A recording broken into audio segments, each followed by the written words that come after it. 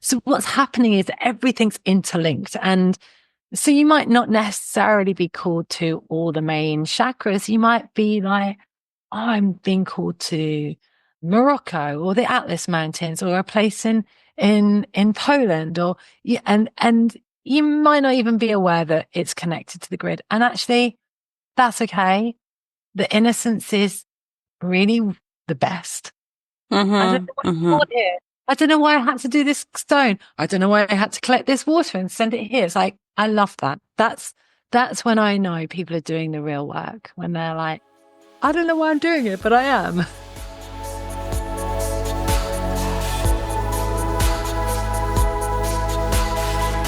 Welcome, soul travelers, to another episode of the Sacred Travel Podcast. Today, we are diving deep into grid work and nature's call of divine service. And for this conversation, I have no other than Earth Chakra Shaman herself, Louise Carron Harris, with me.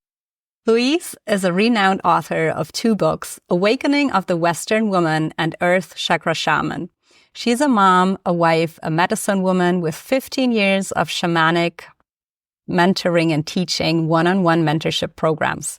One of her great passions is creating and guiding monthly medicine dance ceremonies. Louise's mission in life is creating divine union within and without through the connection to higher consciousness of self and the earth. She offers planetary grid pilgrimages, monthly journaling circles, a year-long medicine wheel training, and various other courses in deep devotion to spirit and Mama Gaia. Welcome, Louise, on the show. I'm so happy to have you here today. Thank you so much. A long-awaited conversation. I'm really looking forward to where we're going to go in this journey today. So much. Absolutely. And, I feel that a lot of your journey, especially when reading the books, mirrors kind of like the hero's journey. So yeah, it really does. I remember when I was about 20 or 21, when a friend of mine kept saying to me, you need to read the Celestine Prophecy. I don't know if you ever read that. I haven't, no. It's this infamous book from the noughties. It was a real hero's journey around the world, and discovering how it was to connect with souls and how we work on an energetic level. And, all of a sudden I realized my life was actually gearing up to be that exact journey, to be a hero's journey around the world, working with the energies and interactions and relationships with other humans, and, passing the baton on to each other on how we all then move to different parts of the world and be part of this interconnected, invisible web of healing and aligning new levels of consciousness. It's really quite profound, actually.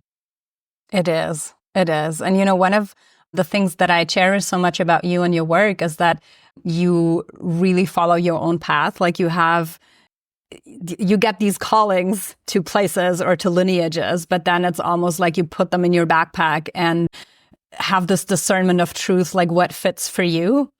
So what would you give as an advice to people? Because there is so much that we try to seek outward. Yeah. I love the way you even said it. When we look outwards and we're like yearning for a call or living like, where's my purpose? What's what? And like looking out. Really, for me, the whole journey has been about integrity and authenticity. It has to be your call. You cannot look outward. And I think that's a difficult thing for generations now, when you've got social media, things coming that you're not quite sure, is it yours, or is it being implanted from what you've seen? But if you can really come back to your body is telling you everything, what your call is. So for me, when these callings came, yes, they're very, very shamanic. They're shamanic. They literally, when I say the mountains would wake me up in the middle of the night and tell me where to come, they're almost undeniable. And I know that they have come for me, through me, and that is my calling. And that absolute autonomy with myself is what has made magic happen to get there. So it's like you say yes, the earth calls, you say yes.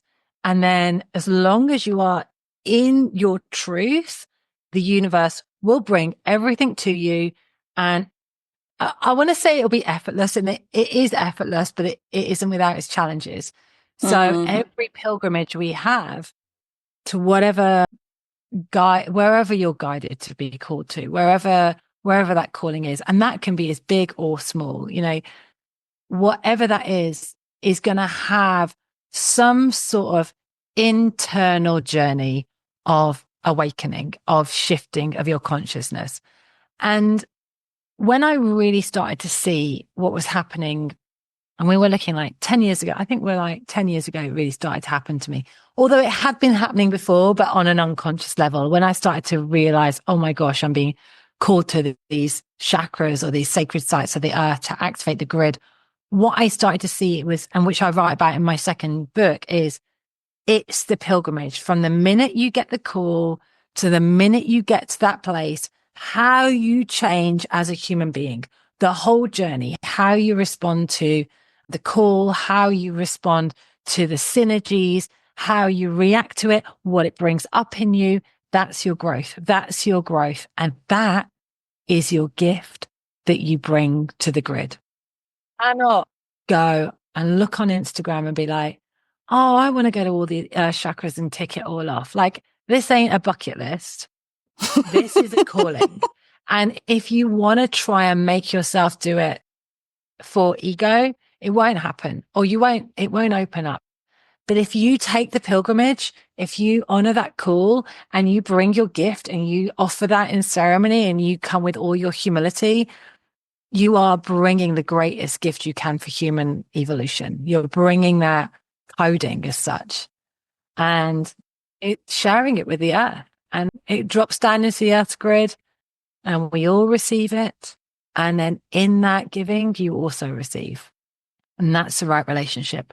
And that's why it's so important to be really in tune with what's your call, what's in alignment for you, what's ego, and what's, and follow that very refined path of your unique call.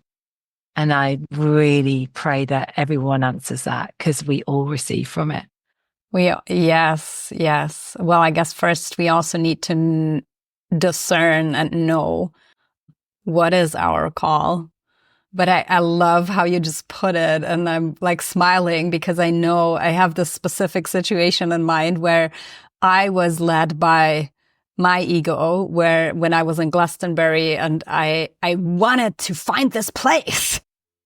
And it was the most ridiculous, hilarious thing, because on the map it was there. Like, I even showed it to people, but we looked and there was nothing, like nothing. And you just got to accept, right? And then at a later point in time, I understood why this place had not opened up for me, and why I needed to go to some other place first in order to understand, how that would open up. And so I feel there's a lot of times these things that we try to approach from the mind, but it's just simply not possible. It's not possible. Exactly that. And shamanic, no sacred energy, the veils will stay shrouded. So when I watch people walk up and down the tour in Glastonbury, sometimes I just sit there and observe those who are like frog marching. They're just ticking the list, and those who are called, you can watch how they're like stepping through the veils, how they're seeing something. There's a lot of like eye contact. It's just really beautiful. I sat by the tour on Saturday morning. I was really busy and just observed exactly that. It's like, it will just be a walk for some people, or it will be a mystical experience for those who are approaching when it's been called, when the tour's called, or you've approached with some level of reverence. And it has to be about coming to give rather than to take. And I can hear people are like, oh, I really need to go to this place because I need to heal. And it's like, yeah, but equally, like, what are you bringing? Yeah, yeah. Yeah, and also, like seeing yourself as you are actually already whole. So Yeah. how can I, like, in my holiness and wholeness, co-create or co-weave with the land? Yeah, Yeah. that. And it's profound when we realize the power that we've got within us.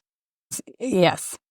Even I still think every day I'm a little bit mind blown about how much is there that's untapped.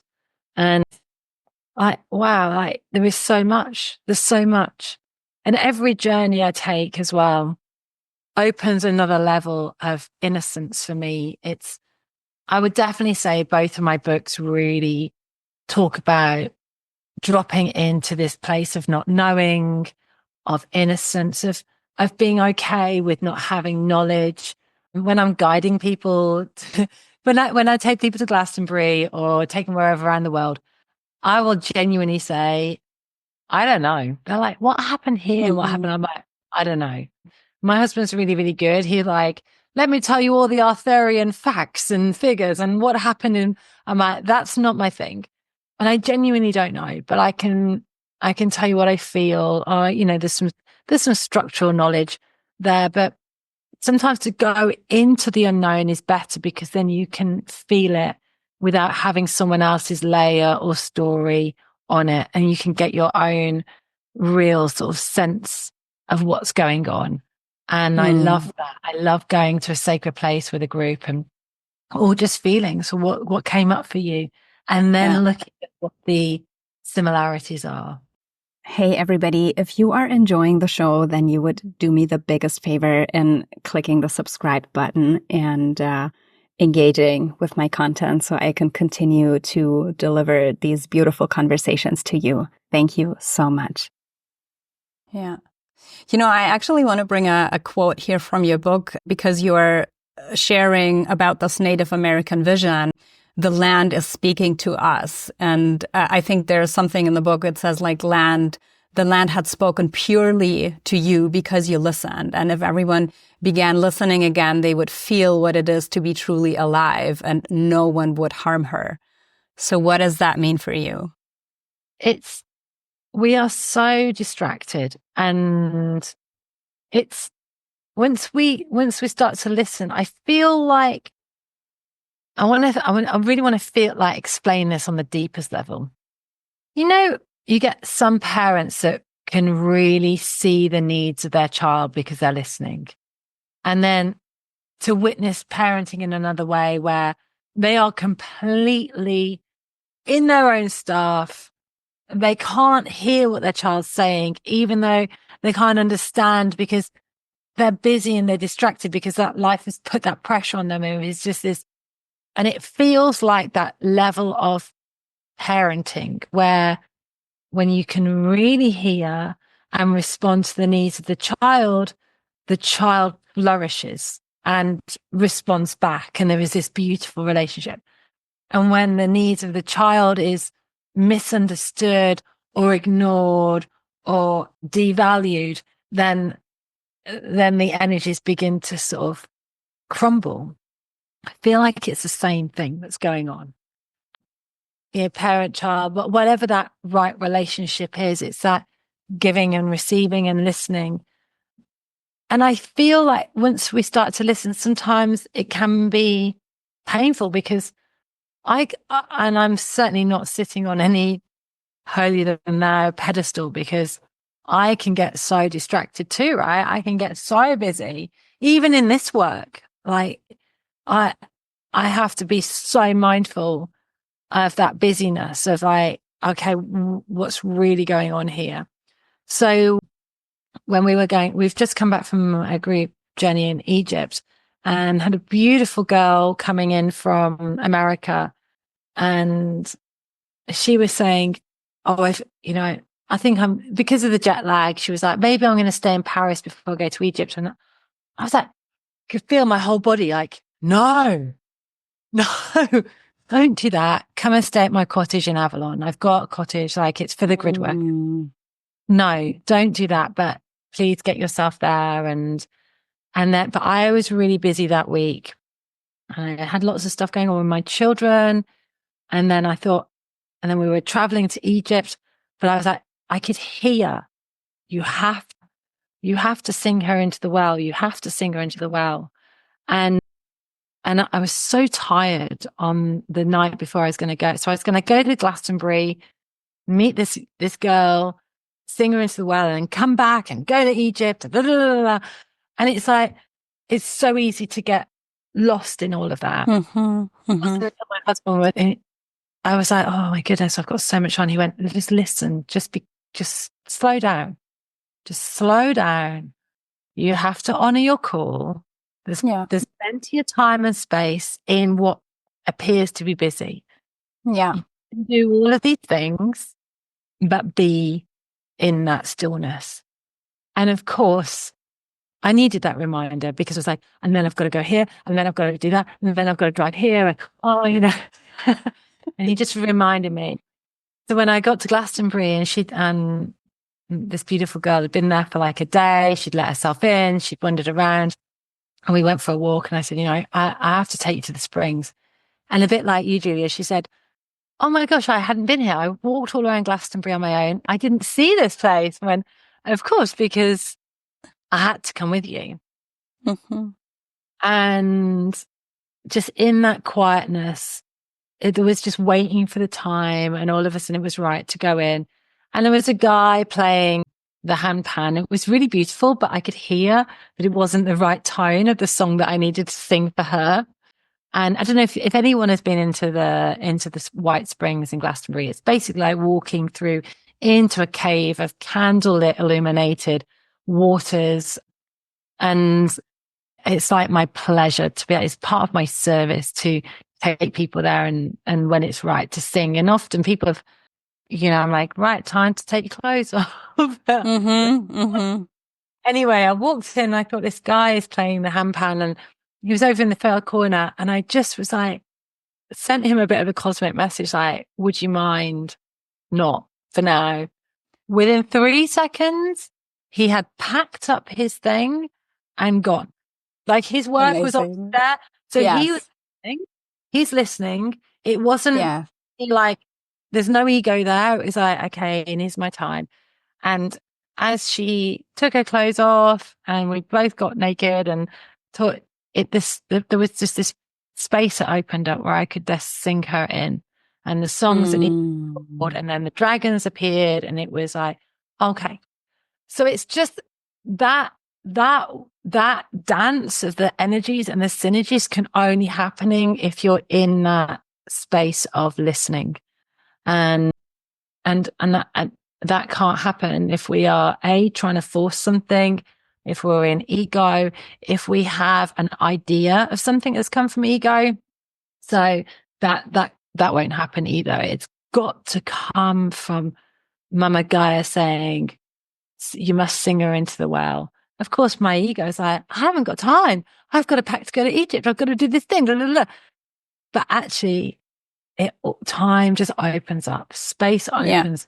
Everything aligns. So it's just in that beautiful dance of making everything work. Absolutely. And it's more like, the way that I come to see it more and more lately is that it's just this, like the ancient Egyptians, like this net, right? That you're molding, this energetic net. And then even you don't have to say anything because it's like spirit weaving, and the person knows when it's then the right time to leave, just as you said it was happening. So amazing. And there is such a dance of trust. You have to trust. Like, so much of these calls, in fact, all of the calls, and I've been, called very profoundly between 2015 and 2018 when all 7 of the Earth Chakras called me, and I could not have, they seemed impossible. And Hummingbird, when we're working with the Hummingbird energy on the medicine wheel, teaches us to make the impossible possible when we say yes to our soul calling. Drink from the sweetness and the nectar and the joy and life. And you're like, I don't even know how this is going to happen. Like, every impossible block, which our egos will say, I don't have enough money. I can't leave my children, all of the stuff which comes up for me. And then I go, yep, but I have to go because by denying the call, that's no good for anyone. And then it happens, like it just starts to weave and it's gentle and profound and I just have to learn to trust so unwaveringly, like unwavering my gift from Egypt. Yeah. Yeah. Yeah. Trust and surrender. So tell us a little bit about you. I almost want to say initiating yourself into becoming an Earth Chakra Shaman, because I bet that maybe even not many people know where the Earth Chakras are located. So how did this entire journey happen for you? And it wasn't one journey, but it was consecutive journeys forming one big journey. I can certainly say all my life I've definitely, I know we'll probably all say that, but I knew I was different. So I've always had like a connection in some way, but I can live, a normal world life. I don't separate myself so much from the world which is why I wrote my first book, because it was very much like learning to be human while not really feeling human, learning how to live in a very pragmatic, logical world. I was married to a very a grammar school taught husband. He's very, I need to know the facts. And that for me was a really big journey of learning to have to trust myself, even in a world that's telling me you don't make sense. So that initiation, really, I would say my first book teaches a lot about that. It's a lot about, and I use the word muggle because, I love Harry Potter lifestyles. Like there's magical people and there's non-magical people, and that's okay. But muggles think you're mad. But when you live in a world of muggles, and often there is that. I see a lot with a lot of my clients that come in and out. They're like, why am I the only one in my family that sees like this? It's like, well, there is only one seer in the family. That's your role. And I take a very shamanic role in my community now, and I have done since probably for a long time. Like even in probably all my life, really, whatever community I was in, I was always like the go-to. Whenever there's weddings and ceremonies and baby births and a lot of death, I was always there. So I was always holding this shamanic role, a deeper responsibility. So in a world of non-magical people, when something would happen within their world, they will still come to me. That's just the role. And then that, as I evolved, and I do feel like we have to honor an age. And life happens to us. Like we have to still live a human life. So I had to, I've still been a mom of children. I still have to take my kids to school. I still have to pay a mortgage and do all these sort of ways of integrating being human and being in my whole truth as well. And I feel like that was what allowed me to really start to listen, to be able to integrate, have a foot in both worlds. It was definitely my destiny to be called in such a profound way. And I write about it at the end of my first book and the beginning of my second book, which is when chakras began to call. I didn't know what Earth chakras were. I was just getting these profound, shakings. Like when I say shakings, undeniable. And I'd had a lot of no, not a lot, but that God voice that would sometimes come, I would know that was the God voice. It doesn't happen very often, but when it comes, I listen. And that's how it started to begin. And the first call was Lake Titicaca in Peru, which is the sacral chakra of the earth. But actually, that was the first real, you must come. And I won't ruin it for you because there's a great story in the book and all that has to happen to get to that call, all the dramas that unfold.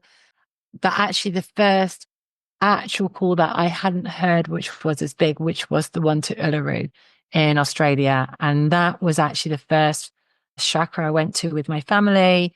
It was first the past. Which is a solar plexus. Solar plexus. Just adding in. Yeah. And my second book, sorry, both begins in Uluru and ends in Uluru. Because obviously, well, I say obviously you may not know, but Uluru was a very, very potent earth chakra for then when 2020 came. So what happens between those times is I got called to each earth chakra. And when I say got called, I mean, like, you can't make this shit up. That's what you can't. It's unbelievable. Even sometimes I listen to my book and I forget, gosh, that was really quite big.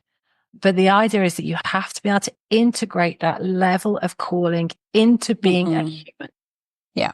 So if we're too far up in the like, la, la, la, intoxicated with the synergies, and which I have been, like without a doubt, really it's about earthing it and landing and being able to integrate and get to these places in a very human way. So each chakra course, so if I ended up in sometimes with family, sometimes alone. That was quite hard. But so the base chakra of the earth is Mount Shasta in California. And there's a whole mountain range that moves up through those lands. So we worked base chakra, Lake Titicaca in Peru, and all of the Peruvian sites. If you've been to Peru, you won't need me to tell you. And if you haven't been to Peru, all of those lands are the deepest remembering of all of our ancientness. I think Atlantis, Lemuria, Mu, like those codes are in the lands, and it is a deep awakening, which is why a lot of us have those calls to Peru. Uluru in Australia, our ancient remembering. A lot of these connections are connected to the Pleiades. I hadn't realized that and I talk a lot about that in my book. I had been obsessed with the Pleiades, the Seven Sisters, since I was little. And when I started to see the cosmology in Peru, in Greece, in the Americas, South Americas, all linking to Peru, to the Pleiades. The Pleiades, yeah. Okay, this is home. Where I used to cry when I'd see the Pleiades go past my, the houses or the skyline and out of the sky. I'd be like, I felt like all I want to do is go home. So I really started to understand as I went through the earth chakras, the deepening of that. The heart chakra of the earth is Glastonbury. And it's also conjunct with the third eye chakra at the moment. Now for me, it used to sound very complicated because I didn't understand astrology very well back then, but I understand now the profoundness of what the third eye being conjunct with the heart chakra is. It used to be in Jerusalem 2,000 years ago. So what we're seeing happening on those lands, which is obviously incredibly heartbreaking, was then conjunct with the throat chakra. So it used to be at the pyramids. So the throat chakra is connected to the pyramids, Mount Sinai, and Mount Olives in Jerusalem. And that's where the third eye chakra was before 2,000 years ago. And that's where we got the birth of Christianity that gave us the theme of the next 2,000 years. Now we have it here conjunct with Glastonbury. And in 2,000 years' time, it will go to Brazil. So all it does is activate the new frequencies of the new age. So we're moving into this age of Aquarius. It's quite complicated. And I have to say, Robert Kuhn, who is the bringer of this original information, and I didn't even read his work until I knew I was doing his work. So all I would say is it wasn't until I've been to 3 of the earth chakras that someone said to me, "You're working on the earth chakras," and I was like, "What's an earth chakra?" It took me another 2 years to have his books there and be like, I don't understand astrology on that sort of level. I'm really dyslexic, so I would find reading his work quite challenging for me. But I would feel it, and I was like, I'm doing his work. Like I say, his work, the Earth's work that he bought, and I know what he speaks is true because the more I started to read it, I'm doing it. I'm doing all, oh my God, I'm doing all of this. And even, on some of the dates I would be in those places, especially, at the pyramids on 11/11/2017, I took a group of 11 people. We were in the pyramids. Everyone was like, let go of being there at 11/11. And sure enough, we walked through the gates of the pyramids into the main pyramid. Anyway, wow. You can't make it happen. It sort of happens. Yeah. And yeah. So then we've got the throat chakra, which is pyramids, and then third eye chakra conjunct with Glastonbury, and then the crown chakra is Mount Kailash in Tibet. And that was, without a doubt, the hardest journey for me. Probably, it's interesting because I always say these journeys aren't always necessarily enjoyable for me. Yeah. They are, but they're not. They're uncomfortable. They are, I've had some amazing, incredible times, but there is a level of discomfort that comes because A, I'm upgrading, B, I'm learning, I'm shifting through a lot. Tibet was a massive challenge, incredible journey, pushed me into every corner of myself that I had not explored. And the altitude, just general human stuff. Mm-hmm. Just the general human stuff. Like you got a body and you got to deal with the altitude. Yeah. And at the time I was vegan, and I've just been de-veganing over the past year, funnily enough. At the time, so I just hadn't eaten anything. Just real human stuff like you need to eat protein. So yeah. These mountains and making really big ceremonies and offerings, and then ended up at Mount Everest, which was where at the end of my there were, I suppose, probably quite big downloads for what is happening now that I couldn't understand then. So, and then the Earth has not just 7 chakras, but actually like 12. So we've got like Earth spinners and the air spinner and the water spinner.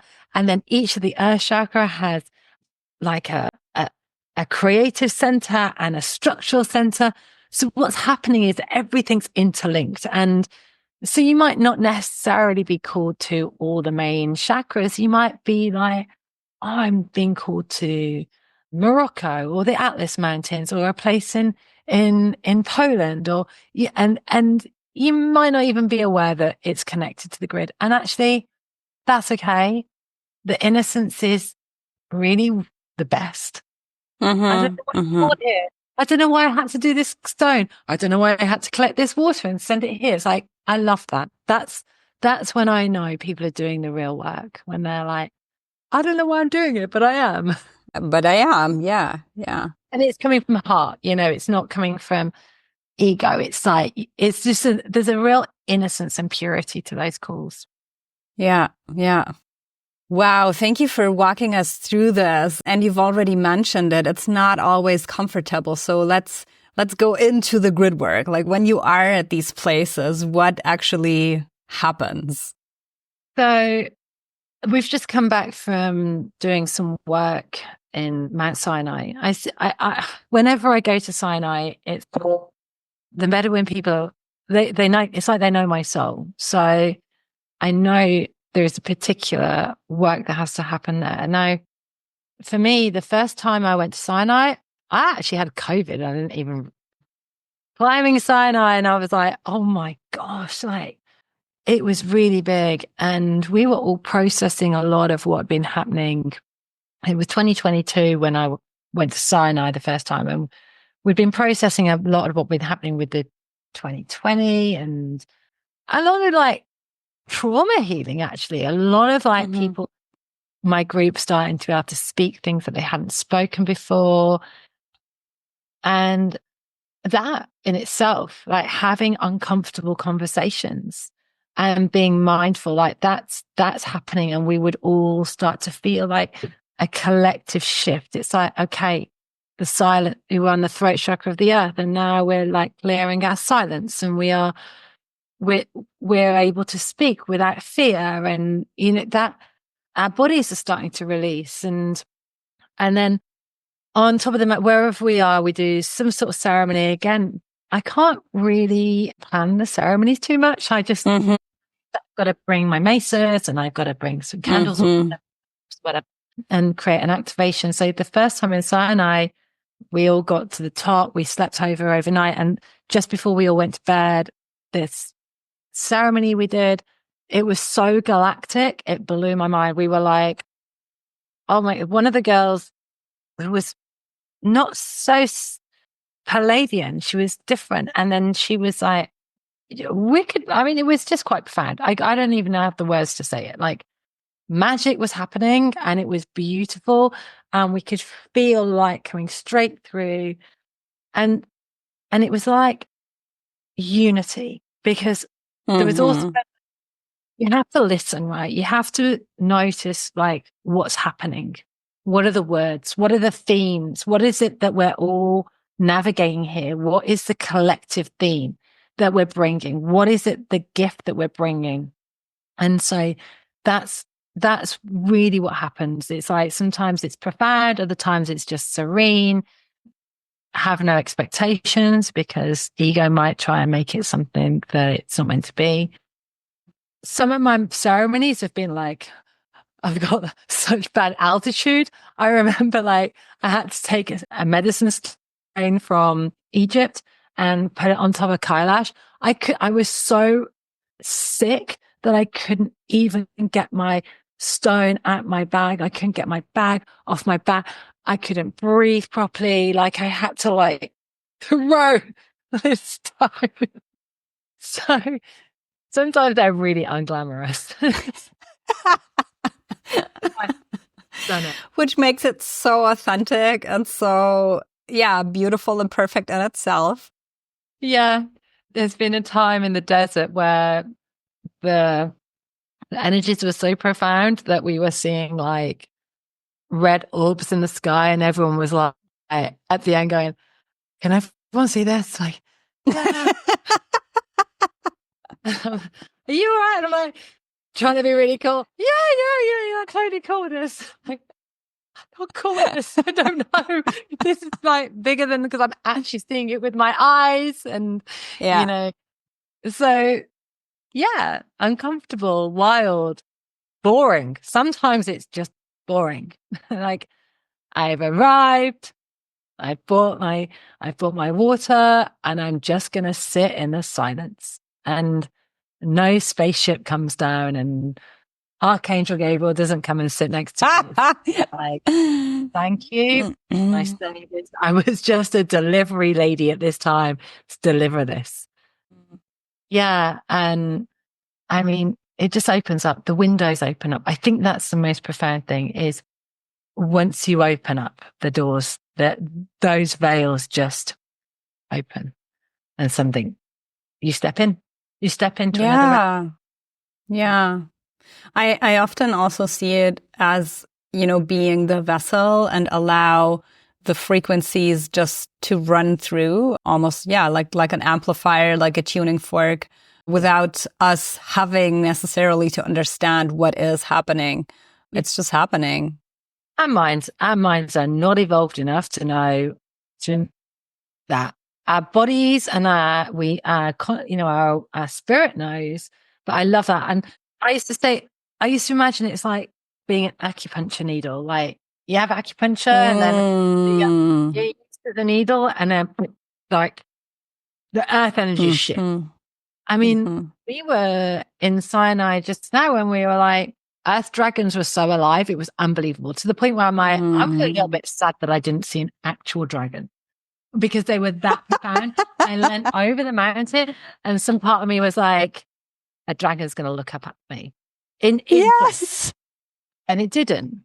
But they were working on tending the lands and settling, like, come on, it's great.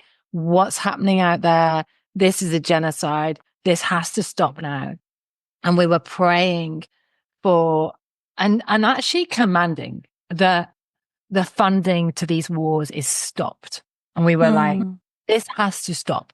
No more. Because when it doesn't matter whether you feel like there is people over there or they're not part of you.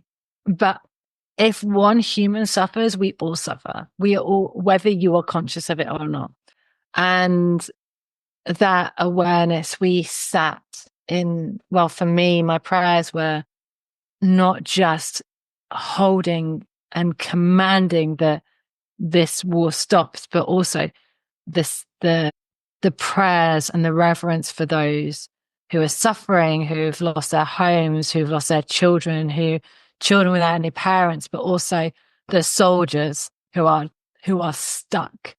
And that was like we're not in the separation. What we are is seeing how it's all interconnected and just holding it, feeling it. Where is it within me?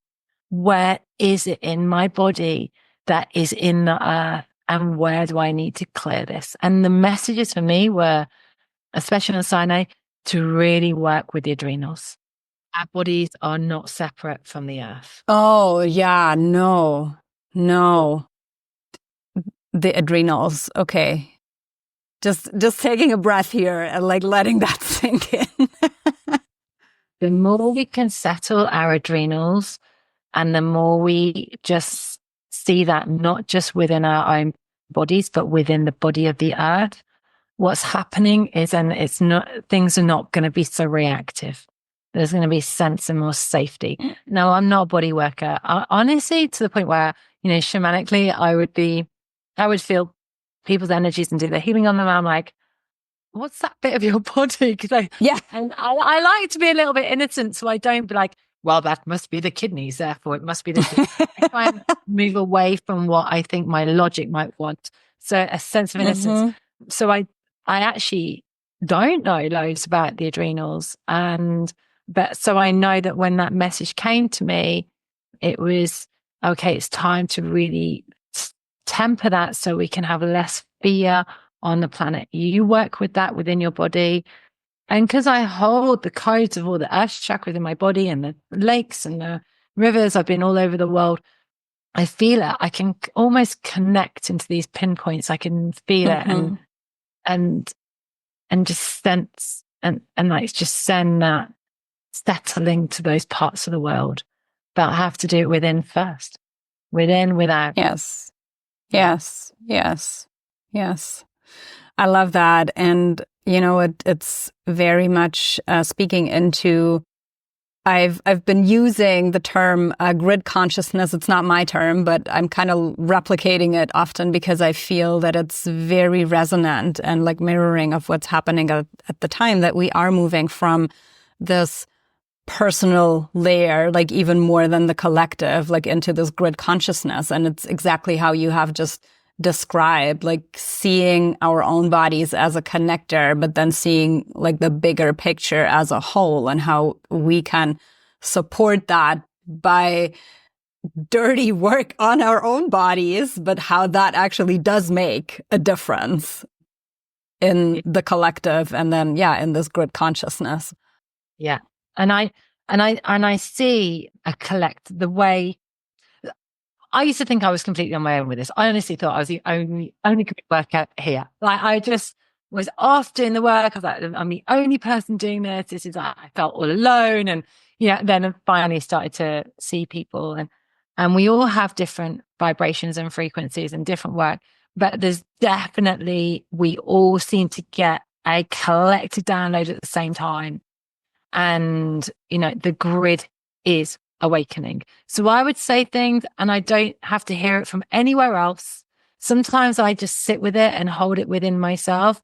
And then I'll hear someone else speak it. I'm like, yeah, I got that download too about a year ago.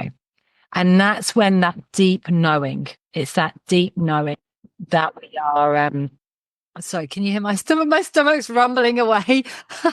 Yeah, it's that deep knowing of what is truth, what's coming through. And you're right, it's the grid consciousness. So basically what's happening, this is what my interpretation is we are going through a great human evolution. So is the earth. We are not separate. The earth is shifting. We have to shift too. So the whole, like you said, like the dirty work, we have to clear that. we have to see what are we accepting. So when I said, like, I do not accept that there are humans dying in a genocide. I don't accept that humans are being controlled to do that. I'm not going to accept that anymore within my body, within the world. So it's like, oh, okay, then there's a collective shifting happening. No, we don't accept that anymore. And it was a bit like, and we see these consciousness shifts. It takes like 100 years for a new consciousness to shift into the new age. So we're in that consciousness shift. We're sort of like midway at the moment between, the 1980s and 2080. That's where we are part of that consciousness shift. What are we allowing? What are we shifting? What are we discerning? So that's all happening within ourselves.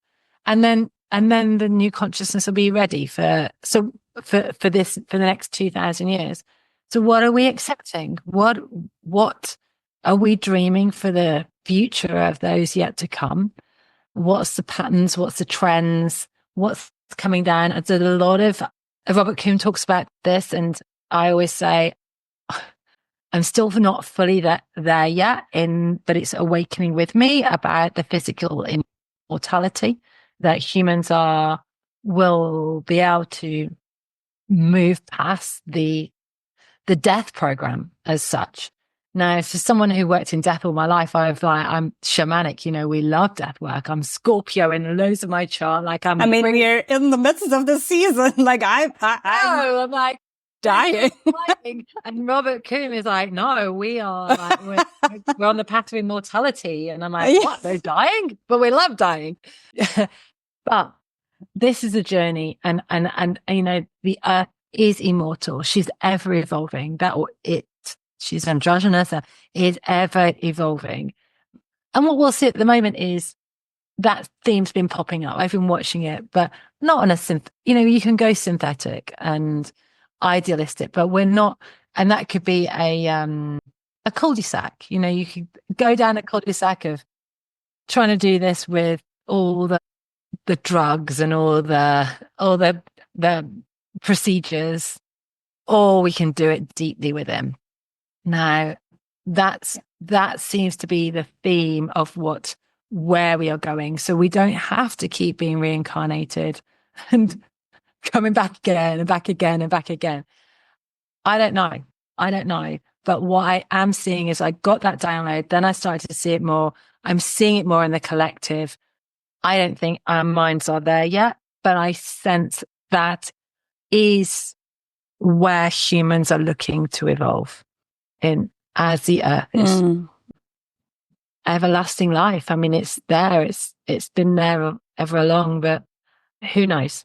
I feel just as the conversation is getting really juicy, we almost have to go towards the end. So, and on that note, so that was kind of a cliffhanger. Let's see. Yeah. I want to ask you, for people who feel that they really want to step into a sacred service, or maybe they are already doing it without even knowing, what are 3 things that you would give as a recommendation from this, your lifelong experience with it? Sacred service. Well, firstly, I want to say that everyone is unique. So what you're bringing is unique. And I would be looking at what it is that you've mastered and you've been mastering through your life, or what it has been your struggle that you've been learning over and over and over again. So for me, my mastery is without a doubt like divine union. All of my coding is community and friendship and relationships. And that is my superpower. So I know that is what that's my service. And I'm still learning and I'm still growing and I still don't, that's my journey to mastery and what's the most important thing to me. So I would be looking at what is it for you? Now, not, for other people, one of the other things I really find fascinating, my biggest journey, which you'll see through my books, my Chiron wounding in Taurus is like money. And like, how do you work? Like, it doesn't make sense to me. Like, I'm like this like star child that's like, I don't get it. Like, why do we have to do that? Whereas I've been with other grid workers, and they're like, they really understand how to like make money work and in an aligned way. And I'm like, that's your medicine. Like, that's really beautiful. Like, that's something you can teach and share and activate people with. So I find it hard to put it down to three, but I would say really honor what has been your gift, what you find effortless, and because for some people that's harder. So for me, like relationships, what's been your journey that you've been really learning to master? So again, it's like how like creating on the material world, that for me has been my journey and still my journey. We don't have to be like healers. Like for me, I'm a healer. Like that's just my work. So, but that's not, you don't have to be a grid worker and be a healer. You don't have to be a grid worker and be a leader. Like, just be so authentic in what is yours. The minute you look out and try and replicate anyone else's stuff, it's just off. It's off. We need you to be the most unique version of yourself ever. Bring your gifts to the grid. Show us what you find effortless and show us what you're learning. And because that is me too, and it's that oneness and really valuing your growth. That's the journey. We're ever learning and growing. Aho. When. Yeah. Thank you. Wow. Simple, profound, not always easy, but definitely worth it. Thank you. And yeah, you have to just keep showing up, even when it's hard. Even when it's hard. The way in is the way through, or the way out is the way through, actually. Yeah. Oh my goodness. That is so true. Follow the nudges. Just keep following the nudges. Yeah. Don't underestimate how big small things can be as well. Yeah. So where are these next nudges leading you? So my nudges have been a podcast for a long time. I used to be a radio presenter, and then podcasting came and I know I was doing radio for a long time, and I really am feeling that. So we've got the New Earth broadcast there waiting, and my husband and I are probably going to do it. We're going to bring like that divine union in. So the biggest nudge is to like just go and start my third book, which I started writing, and then to the grid. Well, I'm running a group to Peru next year, and a group to Egypt to get next year as well. I'm always running we've got a cottage in Glastonbury for the grid workers. And so to sort of get that out ready for the grid workers to come to, and we've been like making it like helping this little cottage, which is right on the ley lines. It's like where the Mary and the Michael line cross. So having the cottage ready for grid workers to come to, and just to keep saying yes. So yeah, starting with book 3, that's I mean, wow. It's like you can't push these things. And that's what I suppose I want to say that on my last thing is, we can have all these nudges, but we can't force them. So we can just keep following the thread. And for me, like, I'm like, I've been trying to write book 3 for 3 years. And it's like, I had to wait for my own integration of what's happened to the world, because you can't deliver your wound. So, again, you got to do your own. Thank you. Yeah. Yeah. Mm-hmm. So follow the nudges, but trust in the divine timing, and just keep saying yes and showing up to your soul. Your soul's cool. And thank you. Yeah. Thank you to everyone who does it, because we all receive. Yeah. Yeah. Wow. Big things coming. I'm super excited. And I know that we could go on forever, but thank you, Louise, so much for for coming on here. This has been, incredibly powerful. And I really love, how there is always this piece of like dropping from the mental into the heart and soul layer, because this is really the way of connecting us back into the light grid of Gaia. So thank you for sharing all your wisdom. And we are going to be putting all the links where people can find you, the trips. So join and follow the magic. Thank you so much for having me. It's really wonderful to all be connected, and to everybody. It's, we're lighting up the grid one bit at a time. So thank you for being a little bit of a beacon for us all. Thank you. And thanks everybody for tuning in. I hope that you received many, many wisdom pearls out of this episode, and we'll see you next time.